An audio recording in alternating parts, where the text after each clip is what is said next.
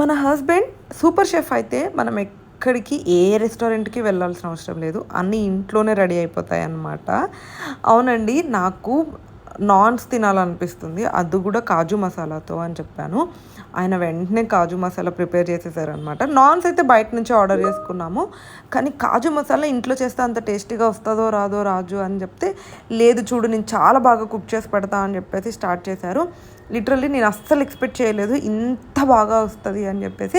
యాక్చువల్గా రెస్టారెంట్లో కంటే కూడా ఇంట్లోనే ఇంకా మంచిగా మనకి నచ్చిన స్పైస్ లెవెల్ యాడ్ చేసుకొని మనకి నచ్చిన అంటే కన్సిస్టెంట్లో థిక్గా కావాలా లేకపోతే ఎక్కువ గ్రేవీ కావాలా అని అన్నీ చూస్ చేసుకొని కుక్ చేసుకోవచ్చు కదా. చాలా చాలా టేస్టీగా వచ్చింది. ఏ రెస్టారెంట్ కూడా ఇంత బాగా కుక్ చేయరేమో అని అనిపించింది నాకు మా ఆయన కుక్ చేసిన తర్వాత.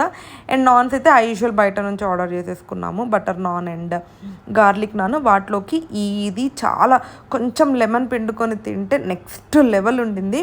మీరు ఎప్పుడన్నా ఇంట్లో ఇలాంటి రెస్టారెంట్ రెసిపీస్ ట్రై చేశారా లేదా కింద కమెంట్ చేయండి. అండ్ ఈ రెసిపీ కావాలంటే కూడా కమెంట్ చేయండి. నెక్స్ట్ వీడియోలో పోస్ట్ చేస్తాను.